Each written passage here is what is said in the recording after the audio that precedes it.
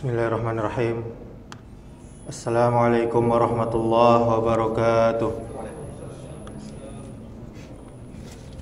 Alhamdulillahi rabbil alamin. Wa bihi nasta'in ala umurid dunya waddin. Asyhadu an la ilaha illallah wahdahu la syarikalah wa asyhadu anna Muhammadan abduhu wa rasuluh la nabiyya ba'da, amma ba'du. Para ustadz, ustazah, para penyuluh agama yang saya hormati, kaum muslimin, kaum muslimat, jamaah salat zuhur yang dimuliakan oleh Allah Subhanahu wa taala. Segala puja dan puji hanya milik Allah Subhanahu wa taala. Kita bersyukur kepadanya atas segala nikmat. Kemudian salawat beserta salam semoga selalu tercurahkan untuk junjungan kita, suri tauladan kita, panutan kita, yakni Nabi Muhammad sallallahu alaihi wasallam.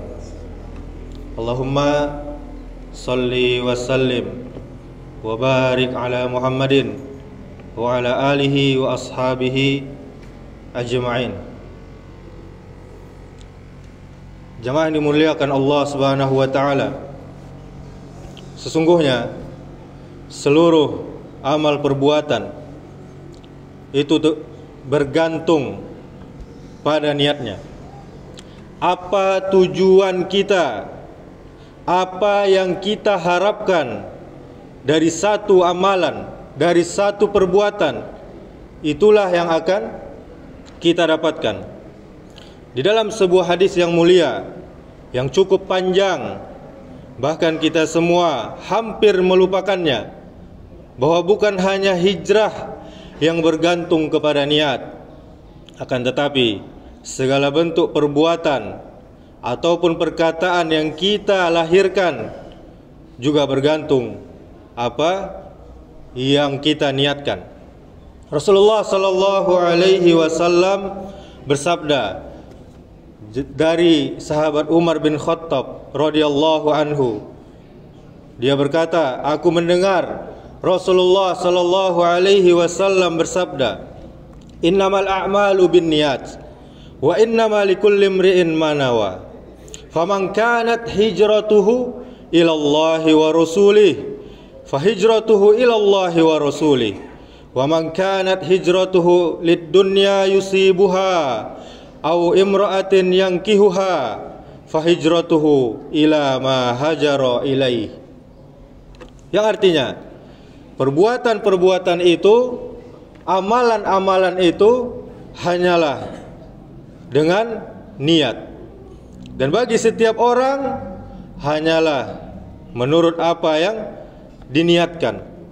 Karena itu, siapa yang hijrahnya, siapa yang berubahnya itu kepada kerelaan Allah Subhanahu wa taala dan kepada Rasulnya, maka hijrahnya ialah kepada Allah dan Rasulnya.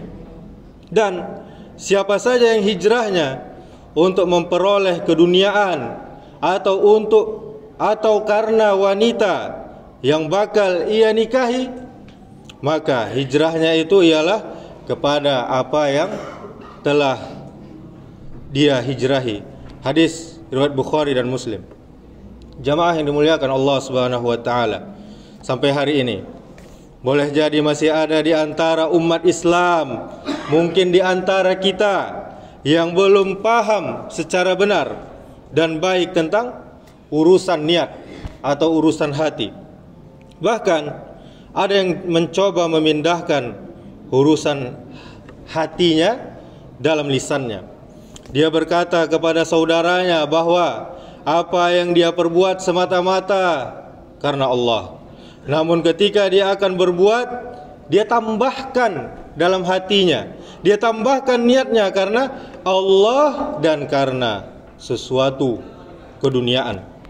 Dia berharap kepada Allah, namun dalam hatinya juga dia berharap agar sedikit, walaupun sedikit, dipuji oleh manusia, agar dapat kehormatan, agar dapat pangkat, agar naik jabatan, agar viral, agar terkenal, agar disangka alim, dan agar disangka jujur.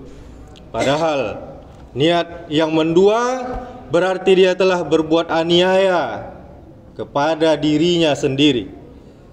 Kaum muslimin, niat merupakan tolak ukur suatu amalan.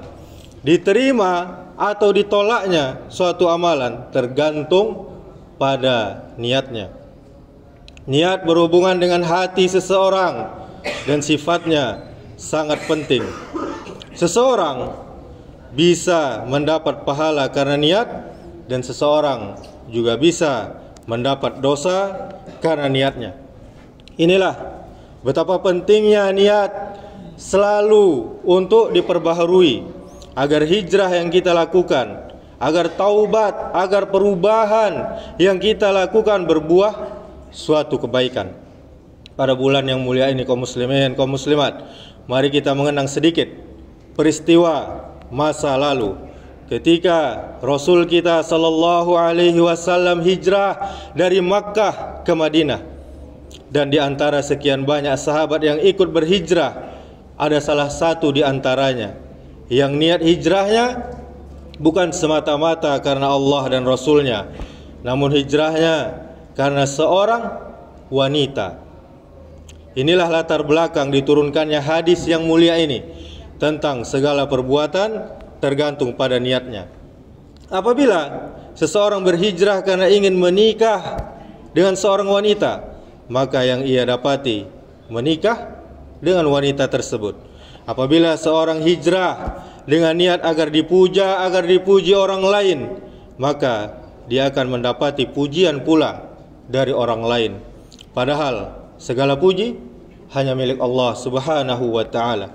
Akan tetapi apabila seorang hijrah, bertaubat, berubah untuk memperbaiki dirinya semata-mata mencari ridha Allah dan Rasulnya, dan dia tidak menceritakan kepada orang lain tentang niatnya agar dapat pujian, dia tidak menampakkan amalannya atau ibadahnya yang bisa dipuji oleh orang lain, dan dia tidak menuliskan niatnya di sosial medianya agar dapat sambutan hangat dari para followernya dan sahabatnya, niscaya dia akan mendapati apa yang dia niatkan, yaitu ridha Allah dan Rasulnya. Hari ini kaum muslimin, di bulan yang mulia ini, di bulan haram, satu pengingat kepada kita semua bahwa hijrah bukan hanya soal tempat, namun hijrah juga mencakup segala aspek amal ibadah kita dan pergaulan kita dalam keseharian. Allah Ta'ala berfirman, innal ladzina tawaffahumul malaikatu zalimi anfusihim qalu fima kuntum qalu kunna mustad'afina fil ard qalu alam takun ardullahi wasi'atan fatuhajiru fiha faulaika ma'wahum jahannam wa sa'at masira illa al-mustad'afina mina ar-rijali wan nisa'i wal-lildani la yastati'una hilatan wa la yahtaduna sabila. Sesungguhnya orang-orang yang dicabut nyawanya oleh malaikat maut dalam keadaan menzolimi dirinya sendiri, maka mereka para malaikat bertanya, bagaimana engkau ini? Mereka menjawab, kami adalah orang-orang yang tertindas di bumi. Mereka, yaitu para malaikat, bertanya, bukankah di bumi Allah itu luas sehingga kamu bisa berhijrah di sana? Maka tempat mereka itu neraka jahanam dan seburuk-buruk tempat kembali, kecuali mereka yang tertindas dari kalangan laki-laki, dari kalangan perempuan, dan anak-anak yang tidak berdaya dan tidak mengetahui jalan untuk berhijrah. Surah An-Nisa ayat 97 sampai 98. Ketika hijrah kaum muslimin diwajibkan dan mereka mampu untuk berhijrah Tapi apa? Mereka tidak mau ikut kepada Rasulullah sallallahu alaihi wasallam untuk berhijrah. Inilah yang dikatakan mereka menganiaya dirinya sendiri. Hari ini, di tahun yang baru ini, di tahun 1447 Hijriah ini, adakah kita yang masih kesulitan dalam menjalankan perintah Allah Subhanahu wa taala?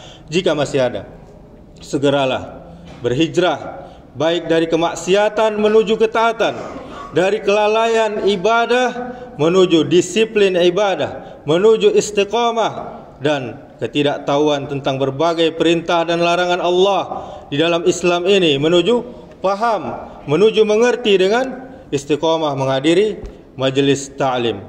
Jamaah yang dimuliakan Allah Subhanahu wa taala, bukankah Allah telah memberikan segalanya kepada kita, sehingga sampai hari ini tiada lagi halangan, tiada lagi kendala dalam berhijrah untuk lebih taqarrub ilallah, mendekatkan diri kita kepada Allah Azza wa Jal, lupakan sejenak kesenangan dunia ini demi mendapati kebahagiaan negeri akhirat yang selama-lamanya abadi.